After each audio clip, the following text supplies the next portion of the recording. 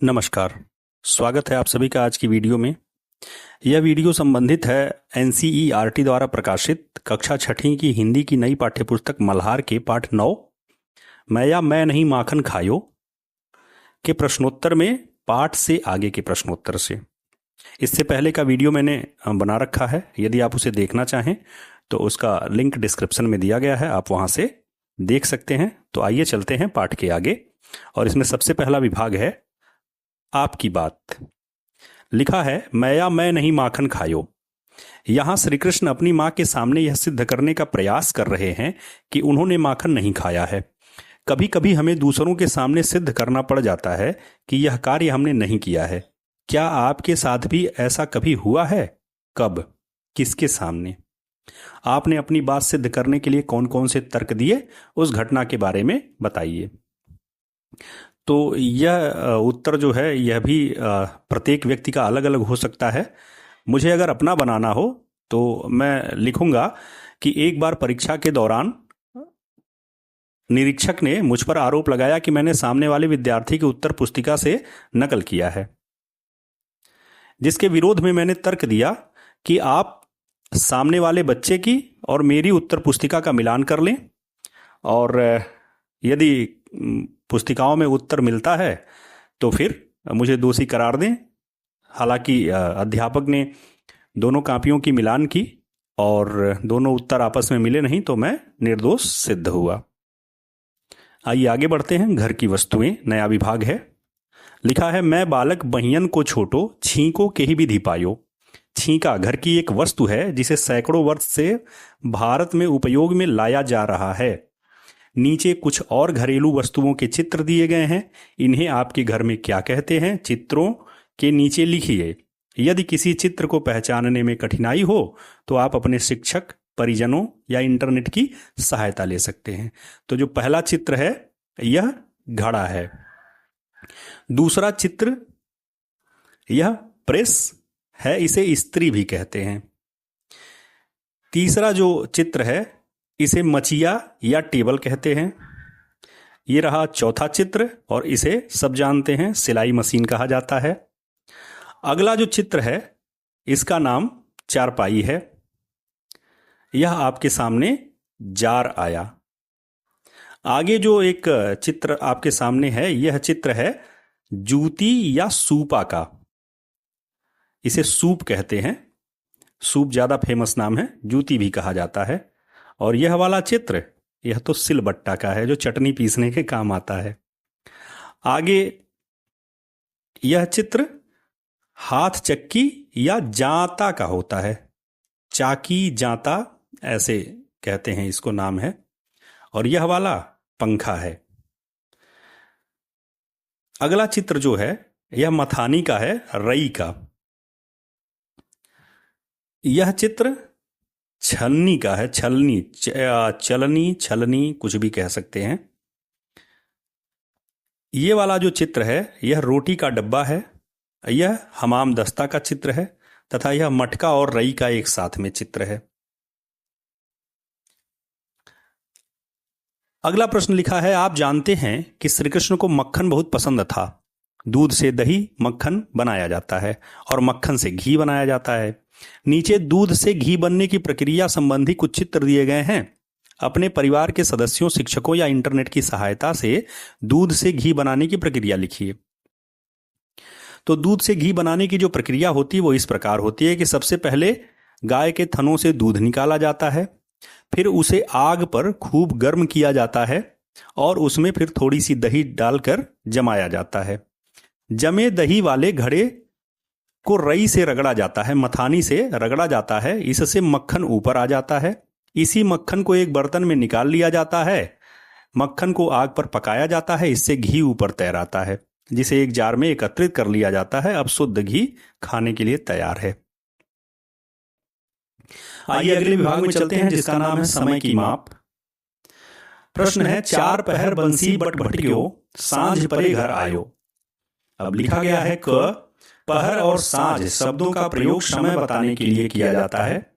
समय बताने के लिए और कौन कौन से शब्दों का प्रयोग किया जाता है अपने समूह में मिलकर सूची बनाइए और कक्षा में साझा कीजिए। संकेत के रूप में दिया गया है, जैसे कल, ऋतु, वर्ष, अब, पखवाड़ा, दशक, वेला, अवधि आदि। इस प्रश्न का उत्तर हम इस प्रकार दे सकते हैं कि कौन कौन से अन्य शब्द हैं जो समय को बताते हैं। तो इसमें हम लिख सकते हैं जैसे अभी, प्रातः, सायं, दोपहर, रात, कल, आज, परसों, साप्ताहिक, पाक्षिक, मासिक, त्रैमासिक, छमाही, वार्षिक आदि। अगला प्रश्न है, श्री कृष्ण के अनुसार वे कितने घंटे गाय चराते थे?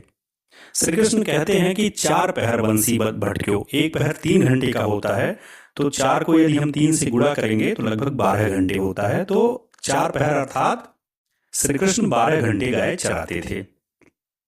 तीसरा प्रश्न है, मान लीजिए वे शाम को 6 बजे गाय चराकर लौटे, वे सुबह कितने बजे गाय चराने घर से बाहर निकले होंगे? अब चूंकि हमें पता है, इसका उत्तर हम लिखेंगे कि हमें पता है कि श्री कृष्ण लगभग 4 पहर गाय चराते थे, तो यदि वो शाम को 6 बजे आ रहे हैं तो इससे 12 घंटा पहले यानी सुबह 6 बजे वे घर से निकले होंगे, तभी 12 घंटा पूरा होगा। अगला प्रश्न है, दोपहर का अर्थ है दोपहर का समय। जब दूसरे पहर की समाप्ति होती है और तीसरे पहर का प्रारंभ होता है तो यह लगभग 12 बजे का समय होता है, जब सूर्य सिर पर आ जाता है। बताइए दिन के पहले पहर का प्रारंभ कितने बजे होता होगा? उत्तर लिखेंगे कि दिन का पहला पहर प्रातः 6 बजे से प्रारंभ होगा। अगला विभाग है, हम सब विशेष हैं। पहला प्रश्न है, महाकवि सूरदास दृष्टिबाधित थे, उनकी विशेष क्षमता थी उनकी कल्पना शक्ति और कविता रचने की कुशलता। हम सभी में कुछ न कुछ ऐसा होता है जो हमें सबसे विशेष और भिन्न बनाता है। नीचे दिए गए व्यक्तियों की विशेष क्षमताएं क्या हैं? विचार कीजिए और लिखिए। उत्तर में हम लिखेंगे, सबसे पहले पूछा है आपकी विशेष क्षमता क्या है, तो आप लिख दीजिएगा कि मेरी विशेष क्षमता यह है कि मैं देर तक पढ़ सकता हूं या रात्रि में देर तक पढ़ सकता हूं। दूसरी क्षमता पूछी गई आपके किसी परिजन की, तो आप इसमें बता दीजिए कि मेरी माताजी की क्षमता है कि वह आए हुए अतिथियों को भोजन खिला सकती हैं। मेरे पिताजी की क्षमता है कि वे हम सभी का पालन पोषण कर सकते हैं। तो इस तरह से उत्तर लिख सकते हैं। आपके शिक्षक की, तो आप लिखेंगे कि मेरे शिक्षक की यह क्षमता है कि वह हर समस्या का समाधान निकाल देते हैं। और अगला पूछा है आपके मित्र की, तो मेरे मित्र की यह क्षमता है कि वह गरीबों की मदद कर सकता है। अगला प्रश्न है, एक विशेष क्षमता ऐसी भी है जो हम सबके पास होती है, वह क्षमता है सबकी सहायता करना, सबके भले के लिए सोचना। तो बताइए इस क्षमता का उपयोग करके आप इनकी सहायता कैसे करेंगे? कंडीशन दी गई है किसकी सहायता करनी है। तो पहला दिया गया है कि एक सहपाठी जो पढ़ना जानता है और उसे एक पाठ समझ में नहीं आता, तो आप उसकी सहायता कैसे करेंगे? तो उत्तर लिखेंगे कि मैं उसे कठिन पाठ को भली प्रकार से समझा दूंगा। दूसरा बताया गया है कि एक सहपाठी को पढ़ना अच्छा लगता है और वह देख नहीं सकता, इसकी सहायता कैसे करेंगे? तो इसका उत्तर लिखेंगे कि मैं उस अंधे सहपाठी को पाठ पढ़कर सुनाऊंगा। तीसरा प्रश्न है कि एक सहपाठी बहुत जल्दी जल्दी बोलता है और उसे कक्षा में भाषण देना है, तो इसकी सहायता कैसे करनी है? तो उत्तर लिखेंगे मैं उस सहपाठी को बोलने की कला सिखाऊंगा।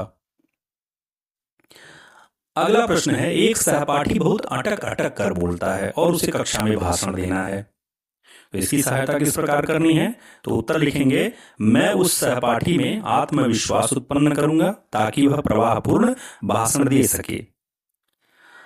अगली कंडीशन है, एक सहपाठी को चलने में कठिनाई है और वह सबके साथ दौड़ना चाहता है, इसका उत्तर लिखेंगे कि मैं उसमें आत्मविश्वास भरना चाहूंगा ताकि वह भी दौड़ सके। अगली कंडीशन है, एक सहपाठी प्रतिदिन विद्यालय आता है और उसे सुनने में कठिनाई है, उसकी सहायता किस प्रकार की जाएगी? उत्तर लिखेंगे मैं उस सहपाठी को ENT यानी नाक कान और गला वाले डॉक्टर के पास ले जाऊंगा ताकि उसकी सुनने की बाधा दूर हो सके। अगला विभाग है आज की पहेली। दूध से मक्खन ही नहीं बल्कि और भी बहुत कुछ बनाया जाता है। नीचे दूध से बनने वाली कुछ वस्तुओं के चित्र दिए गए हैं। दी गई पहेली शब्द पहेली में उनके नाम के पहले अक्षर दे दिए गए हैं, नाम पूरे कीजिए। तो आप एक बार ये चित्र देख लीजिए, दूसरे ये पहेली देख लीजिए, और आइए अब उत्तर देखते हैं। या इसका उत्तर हम इस प्रकार दे सकते हैं: खोया, दही, मलाई, मिठाई, छाछ, मट्ठा, लस्सी, घी, पनीर और आइसक्रीम। और चलिए अब अगले विभाग में, जिसका नाम है खोजबीन के लिए, और प्रश्न है सूरदास द्वारा रचित कुछ अन्य रचनाएं खोजिए व पढ़िए। तो इसके लिए प्यारे विद्यार्थियों, आप अपने स्कूल की लाइब्रेरी में, मोबाइल के इंटरनेट में सूरदास की रचनाओं को ढूंढेंगे तो आपको बहुत सारी रचनाएं मिल जाएंगी। आप उसे देख और पढ़ सकते हैं। इस प्रकार यह अध्याय समाप्त होता है। मिलते हैं अगले वीडियो में एक नए अध्याय के प्रश्नोत्तर के साथ। तब तक के लिए बहुत बहुत धन्यवाद। आपने यदि चैनल अभी तक सब्सक्राइब नहीं किया है तो कृपया इसे सब्सक्राइब कर लें, लाइक और शेयर अवश्य करें। आपके ऐसा करने से हमारा उत्साह बढ़ता है और मेहनत सफल मानी जाती है। बहुत बहुत धन्यवाद।